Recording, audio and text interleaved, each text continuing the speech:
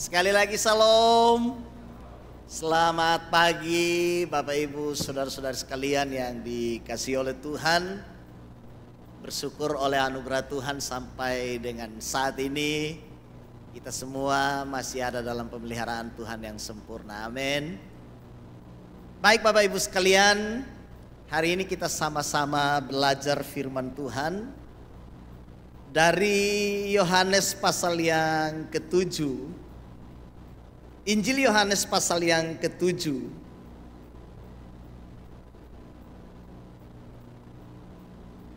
Ayat yang pertama hingga ayat yang ke-7.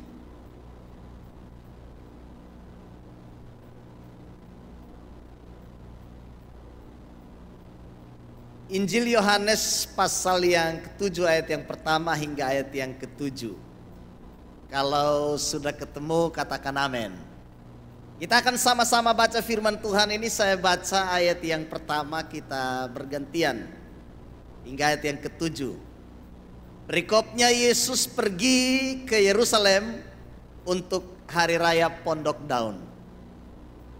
Sesudah itu Yesus berjalan keliling Galilea, sebab ia tidak mau tetap tinggal di Yudea karena di sana orang-orang Yahudi berusaha untuk membunuhnya. Ayat 2.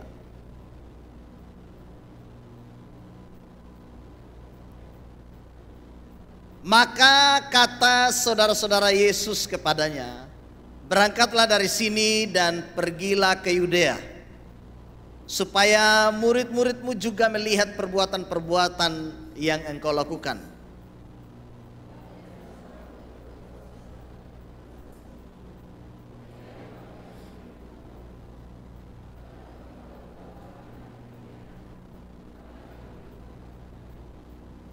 Sebab saudara-saudaranya sendiri pun tidak percaya kepadanya.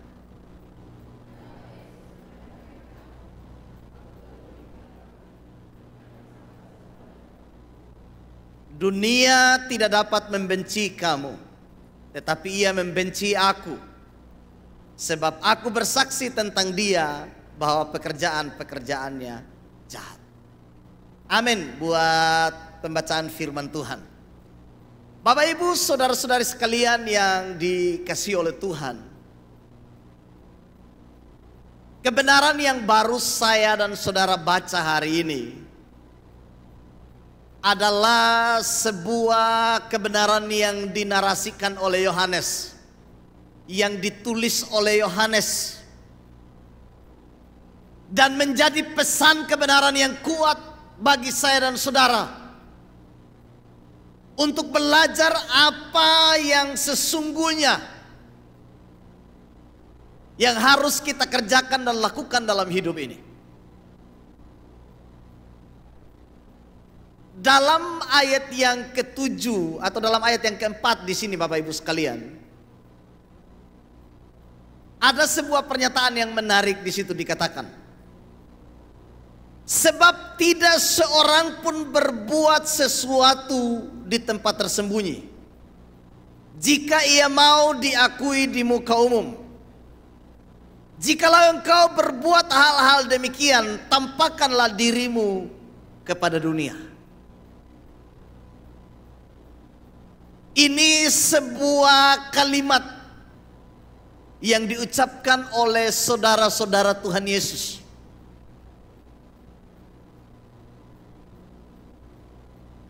Yang mendorong Tuhan Yesus supaya tampil. Tapi hari ini Bapak Ibu sekalian, kita mau belajar kebenaran-kebenaran yang luar biasa yang menjadi teladan dari Tuhan Yesus untuk saya dan saudara. Sebab kalau kita membaca ini dari ayat pertama sampai ayat yang ke-13, kita melihat di situ bahwa segala sesuatu yang dimaksudkan oleh saudara-saudaranya seolah-olah mengukur Yesus dengan bagaimana Yesus tampil populer, tampil terkenal. Tapi di sini saya dan saudara mau belajar kebenaran yang luar biasa dari sang guru ini, yaitu dari Yesus Kristus, sang guru agung kita. Amin Bapak Ibu. Poin yang pertama yang saya mau sampaikan kepada kita semua pada pagi ini adalah, kalau manusia mengejar pengakuan, maka Yesus Kristus, dia menuntut ketaatan dari saya dan saudara. Ini poin yang pertama. Yesus bukan mengejar popularitas atau ketenaran dalam pelayanannya, dalam kehidupan rohaninya. Tapi dia sedang mengerjakan ketaatan yang luar biasa kepada Sang Bapa, di mana sebagai seorang anak dia takluk sepenuhnya kepada Bapa dalam ketaatan yang penuh. Sehingga ketika saudara-saudaranya mendorong dia, ayo tampilkan dirimu kepada dunia, tunjukkan dirimu kepada dunia, supaya dunia mengakui engkau. Memang konsep dunia ini Bapak Ibu sekalian, keberhasilan itu selalu diukur ketika seseorang populer. Tapi Mesias yang datang itu bukan Mesias yang kelihatan populer secara dunia. Ini Mesias yang rendah hati. Ini guru yang rendah hati.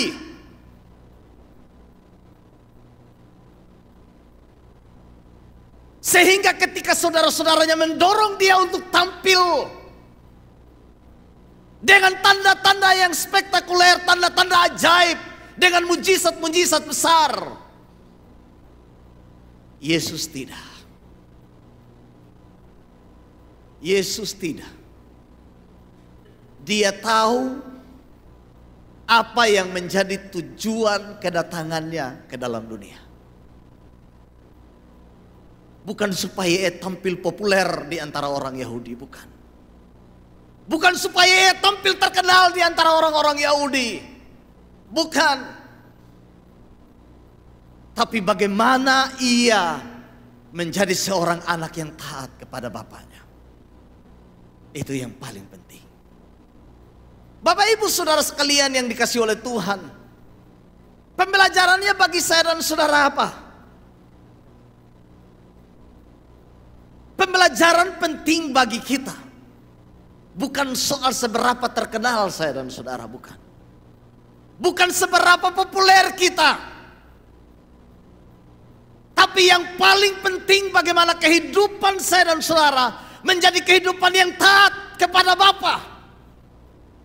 Menjadi kehidupan yang penuh dengan kerendahan hati. Ini yang paling penting.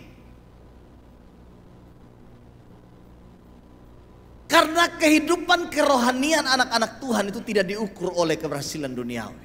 Amin. Keberhasilan kita tidak diukur dengan seberapa populernya kita, bukan. Tapi keberhasilan kehidupan rohani anak-anak Tuhan ketika engkau menunjukkan ketaatan penuh kepada Sang Bapa, kepada Sang Guru ini, kepada Sang Mesias, kepada Tuhan Yesus Kristus yang saya dan saudara percayai. Jadi di sini Bapak Ibu Saudara sekalian yang dikasihi oleh Tuhan, kehendak Bapa yang harus kita kerjakan. Saya coba sedikit mundur membaca ayat Yohanes 6 ayat 36. Coba saya baca.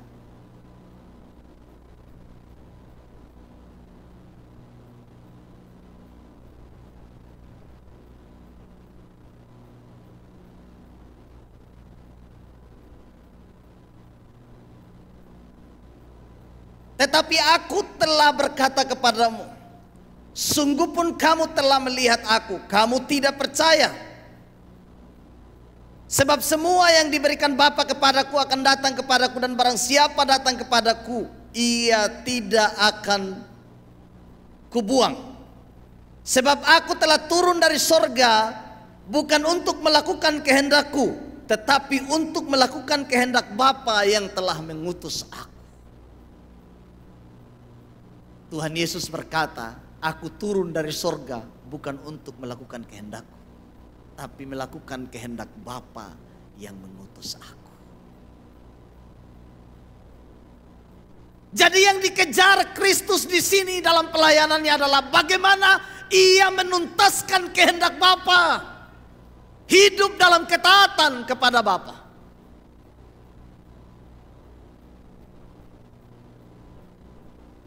Jadi ketika saudara-saudaranya mengatakan kepadanya, ayo tunjukkan dirimu kepada dunia supaya engkau diakui, Yesus bilang tidak. Aku memilih taat pada kehendak Bapa, bukan untuk popularitas atau ketenaran pribadi. Ini yang saya dan saudara perlu belajar, supaya kehidupan kerohanian kita menjadi kehidupan kerohanian yang ditunjukkan dengan ketaatan, bukan supaya dipuji orang. Amin. Amin Bapak Ibu. Bukan supaya dilihat orang, bukan supaya dipuji pendeta, bukan. Bukan supaya nanti tidak enak, bukan. Tapi kehidupan kerohanian saya dan saudara harus menunjukkan ketaatan penuh kepada Tuhan. Bukan supaya diakui dunia, bukan supaya dilihat orang. Pelayanan saya dan saudara bukan supaya dilihat orang, diakui orang, bukan. Tapi kita mau menunjukkan ketaatan kita kepada Sang Bapa. Kalau ini yang saya dan saudara kerjakan, kalau ini yang kita lakukan, kita melihat sesuai dengan doa Bapa kami, jadilah kehendak dalam hidup kita semua. Amin. Bukan jadilah kehendak kita, tapi jadilah kehendak Tuhan dalam hidup kita. Bapak Ibu Saudara sekalian, saya percaya kita semua jemaat Tuhan yang hadir, pelayan-pelayan Tuhan yang mengambil bagian dalam pelayanan pagi ini, kita lakukan ini semua bukan untuk kepentingan diri kita, bukan. Bukan untuk kemuliaan diri kita, bukan. Tapi kita sedang menunjukkan ketaatan kita kepada Bapa. Ini yang paling penting Bapak Ibu Saudara sekalian. Ini poin pertama yang kita belajar dari kebenaran yang kita baca. Kemudian poin yang kedua Bapak Ibu, dalam ayat yang ke-6 Tuhan Yesus berkata begini, maka jawab Yesus kepada mereka, waktuku belum tiba, tetapi bagi kamu selalu ada waktu. Yang perlu kita pelajari dari sang guru ini adalah bahwa Tuhan itu punya waktu yang tepat, punya momen yang tepat, punya kesempatan yang tepat untuk ia kerjakan sesuatu. Sebab kata waktu di sini Bapak Ibu sekalian diterjemahkan dari bahasa Yunani yang dari kata kairos. Dalam bahasa Yunani itu ada dua kata yang menerjemahkan tentang waktu. Yang pertama kairos dan yang kedua itu kronos. Dan yang dipakai di sini adalah kata kairos. Kairos itu bicara kesempatan, bicara waktu yang penuh dengan kualitas. Tapi kalau kronos itu bicara soal waktu yang bisa diukur dengan jam, dengan hari, dengan bulan, dengan tahun. Makanya istilah kronologi dalam bahasa Indonesia itu muncul dari bahasa Yunani dari kata kronos. Jadi kronologinya ada kronologinya. Ada susunan waktu yang bisa diukur di situ. Tapi yang dipakai di sini itu adalah kata kairos, sebuah kualitas waktu, sebuah momen yang tepat. Dan dalam konteks iman Kristen, kairos itu selalu dihubungkan dengan waktu Tuhan. Katakan amin. Bapak ibu saudara sekalian, ketika saudara-saudaranya memaksa Yesus untuk menunjukkan diri kepada dunia, Tuhan Yesus bilang, waktuku belum tiba. Artinya dia punya kehendak sendiri, dia punya kairos tersendiri. Tapi kadang-kadang manusia tidak mengikuti kairos Tuhan, selalu menuntut waktu dari dirinya sendiri. Berapa banyak kita salah dalam menjalani hari-hari hidup ini? Kenapa Bapak Ibu? Karena kita tidak menanti waktu Tuhan. Kita tidak menanti kairos Tuhan. Kadang-kadang kita lebih mengutamakan agenda pribadi kita daripada agenda Tuhan. Itu sebabnya mengapa setiap kesempatan waktu dalam hidup ini yang kita kerjakan sepertinya gagal, tidak berhasil. Kenapa? Karena kita lebih mementingkan agenda kita daripada agenda Tuhan. Waktu kita daripada kairos Tuhan.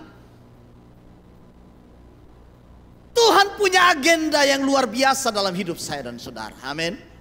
Amin. Tapi kadang-kadang agenda kita sudah jalan duluan, baru kemudian minta Tuhan tolong. Kita sudah gagal dengan agenda kita, baru kita datang, Tuhan tolong saya. Betul tidak Bapak Ibu? Kadang-kadang kita buat sesuatu, kita mendahului Tuhan. Belum minta petunjuk Tuhan, tapi kita sudah mendahului Tuhan dalam melaksanakan segala hal. Lalu ketika kita gagal, baru kita datang, Tuhan kenapa ini bisa gagal? Pertanyaannya, kita menanti kairos Tuhan atau tidak? Kalau kita mau jujur, kadang-kadang kita lebih mengutamakan agenda pribadi kita daripada agenda Tuhan. Tapi hari ini kita belajar dari Sang Guru, waktuku belum tiba. Artinya dia punya kairos tersendiri untuk menyatakan kehendaknya bagi saya dan saudara. Berapa banyak rumah-rumah tangga Kristen yang berkata begini, Pak Pendeta tolong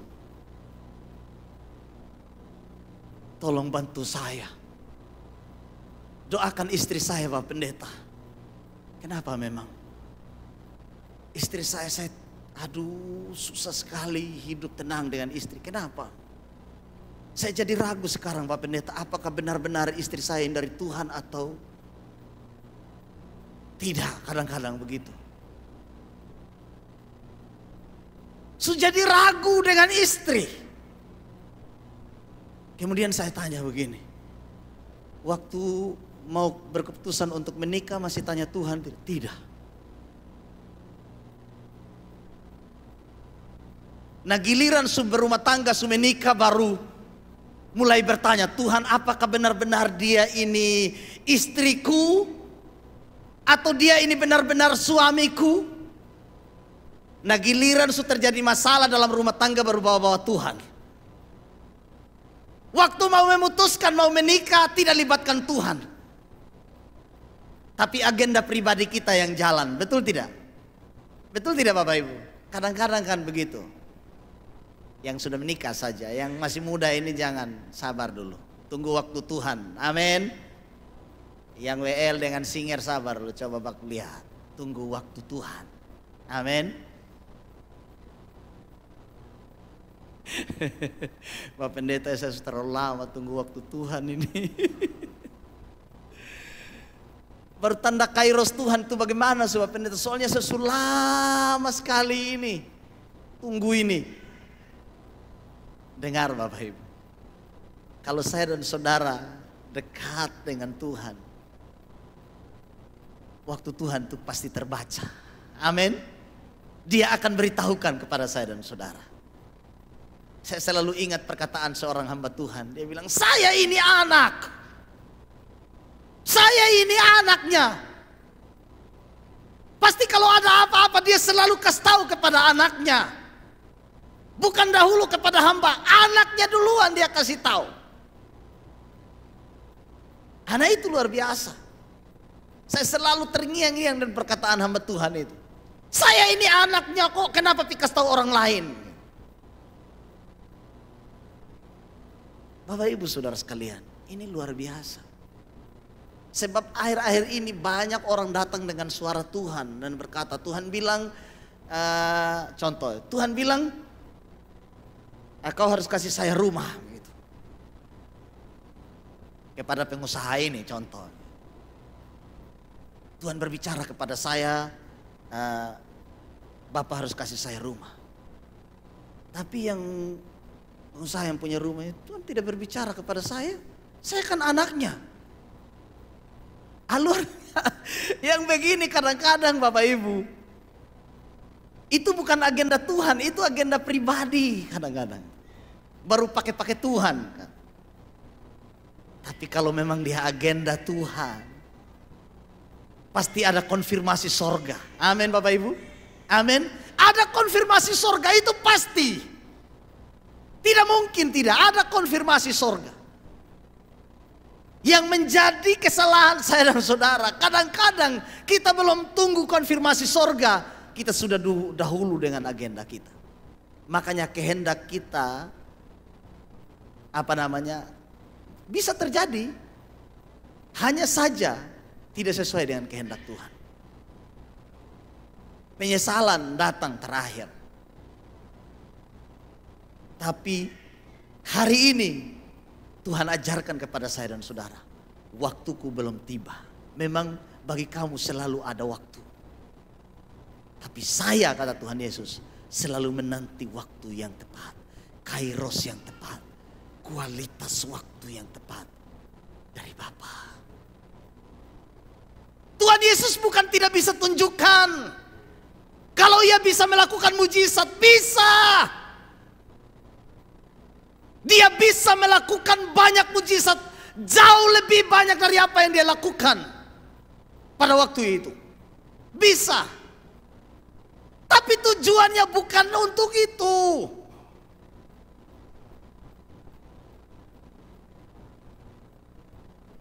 Waktu terbaik atau kualitas waktu terbaik bagi Yesus adalah ketika ia menjalani hari-hari hidupnya untuk taat kepada Bapaknya. Itulah kairos yang luar biasa. Amin Bapak Ibu. Bapak Ibu pikir Tuhan Yesus umur panjang di bumi? Berapa umur Tuhan Yesus di bumi? Hanya 33 tahun setengah saja. Tapi kualitas waktunya, kairosnya, ketika ia ada dengan umur 33 tahun itu, dan dia melayani hanya 3 tahun setengah saja, tapi kairosnya luar biasa. Kualitas waktu yang ia gunakan itu luar biasa. Untuk apa hidup 100 tahun tapi tidak bawa dampak apa-apa? Betul Bapak Ibu? Betul? Jadi yang Tuhan mau tekankan di sini adalah kualitas kehidupan saya dan saudara harus menjadi kualitas di mana Tuhan benar-benar bekerja dan hadir di setiap waktu kita semua. Kasih ingat tetangga di sebelah kiri kanan. Waktumu berkualitas, bilang. Waktu saya dan saudara berkualitas. Itu Bapak Ibu sekalian. Waktu kita berkualitas. Hanya saja kadang-kadang kita tidak memanfaatkan kualitas waktu itu. Istri saya masih bilang di depan tadi waktu kita terima tamu, waktu ini kayak cepat sekali. Kayak hari Minggu baru kemarin saya. Saya bilang bukan, hari Minggu hari ini. Itu bicara kualitas waktu. Kualitas waktu. Mungkin saja mama terlalu sibuk gitu ya. Jadi perputaran waktunya begitu cepat. Sehingga terasa padahal jamnya sama, detiknya sama gitu. Hanya rasanya saja. Ini bicara kualitas. Bapak Ibu Saudara sekalian, ini poin yang kedua. Berapa poin ini? 5, 7, sedikit. Soalnya Bapak Ibu lihat saya ini, saya mengerti tatapan-tatapan itu Bapak Ibu sekalian. Saya pernah jadi jemaat dan saya juga berdiri di sini. Kalau sudah mulai banting-banting kursi sedikit, udah begini, saya sudah mengerti, Pak. Itu sinyal. Tapi belum seberapa sih. Tapi yang lebih parah lagi, ada pegang Alkitab, tiba-tiba Alkitab jatuh. Biar ada poin 7 juga saya pasti stop sudah. Soalnya tatapan itu mengandung beberapa makna gitu. Memang itu tatapan yang mengandung pengharapan akan kebenaran, ada lapar dan haus. Tapi ada juga tatapan pendeta. Tapi ini tunggu sedikit, ini poin yang penting ini Bapak Ibu sekalian. Poin yang penting, saya sudah catat tadi ini. Nah ini, poin yang ketiga. Kedatangan Kristus ke bumi ini atau kehadirannya ke bumi ini bukan tujuan semata hanya untuk mengerjakan mujizat. Artinya bukan hanya cari sensasi dia hadir di bumi. Sehingga saudara-saudara bilang, tunjukkanlah dirimu kepada dunia supaya engkau diakui. Maksud mereka supaya Yesus menunjukkan tanda-tanda dan mujizat. Supaya dunia akui. Dengar, memang Yesus pembuat mujizat. Tetapi dia bukan mau cari sensasi dari mujizat-mujizat yang ia buat itu. Bukan. Sebab setiap kali ia buat mujizat itu ada tujuannya, ada maksudnya. Sebab kalau saya dan saudara, bukan tidak benar ya, bukan ini ya. Sebab kadang-kadang kita ini membangun iman kita di atas mujizat. Di atas mujizat. Mujizat itu penting, katakan amin. Tapi iman yang kita bangun tidak berdasarkan pada mujizat itu.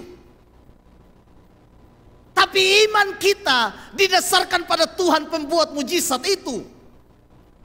Jadi baik mujizat terjadi atau tidak, kita tetap percaya kepada Kristus. Amin. Ini yang betul Bapak Ibu. Saya pernah khotbah yang lalu. Kalau engkau memiliki iman sebesar biji sesawi, engkau bisa berkata kepada gunung ini, berpindahlah dari sini ke dalam laut, maka itu akan terjadi. Tapi pertanyaannya adalah, kalau gunung itu tidak berpindah, apakah engkau masih tetap percaya? Apakah engkau masih tetap percaya? Iman sejati itu adalah gunung berpindah atau tidak berpindah, saya dan saudara tetap percaya. Mujizat terjadi atau tidak terjadi, kita tetap percaya Kristus. Sembuh atau tidak penyakit saya dan saudara, kita tetap percaya Yesus penyembuh kita. Masalah kita diselesaikan atau tidak, kita tetap percaya Yesus itu adalah Tuhan yang berkuasa menyelesaikan segalanya. Jadi iman saya dan saudara bukan iman yang didasarkan pada mujizat dan tanda-tanda sensasi. Memang kita butuh mujizat, tapi kita tidak mendasarkan perbuatan-perbuatan iman kita pada tanda-tanda itu. Makanya saudara-saudaranya bilang begini, ayo tunjukkan kepada dunia, supaya dunia percaya. Mungkin buat mujizat lebih banyak lagi, supaya dunia percaya.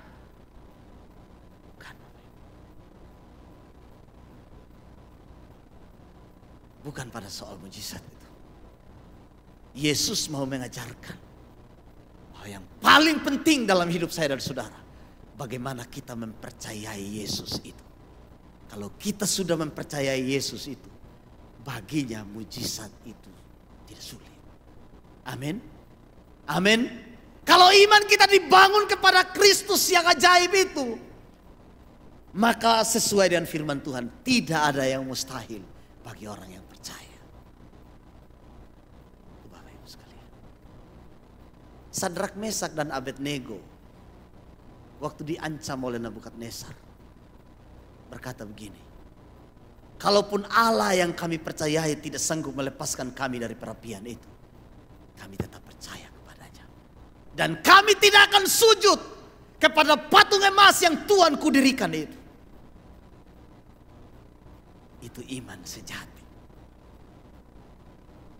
Kalaupun Allah kami yang kami sembah tidak melepaskan kami dari perapian yang menyala-nyala, kami tetap percaya.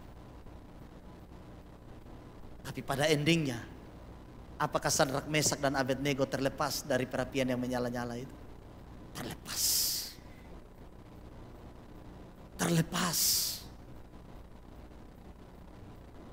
Jadi bukan soal mujizatnya saya dan saudara kejar, tapi iman kepada siapa itu yang paling penting. Sebab bagi Yesus, mujizat itu tidak susah. Air dia ubah jadi anggur. Orang mati Lazarus 4 hari dalam kubur, dia bilang keluar, keluar. Orang buta sejak lahir dia akan sembuh-sembuh. Orang lumpuh sembuh. Orang kusta sembuh. Apa yang sulit baginya? Tapi orang-orang Kristen dewasa bukanlah orang-orang Kristen yang cari sensasi. Amin Bapak Ibu. Amin. Kita adalah pejuang-pejuang iman sejati kepada Kristus yang hidup itu. Kalau kita sudah mempercayai Dia dan sungguh-sungguh, tanpa kau minta mujizat pun Dia kasih. Amin Bapak Ibu. Tanpa engkau berdoa minta mujizat pun Dia nyatakan mujizatnya. Dia nyatakan. Karena sebelum saya dan saudara berpikir tentang satu hal, Dia sudah sediakan bagi saya dan saudara. Itu luar biasanya Tuhan kita. Makanya Tuhan Yesus berkata begini, berbahagialah orang yang tidak melihat namun percaya. Kalaupun kau tidak melihat mujizat, kalaupun kau tidak melihat tanda-tanda spektakuler, tapi kau tetap percaya. Inilah yang saya dan saudara belajar dari Sang Guru Agung ini. Supaya kita menjadi orang-orang Kristen yang luar biasa. Amin Bapak Ibu.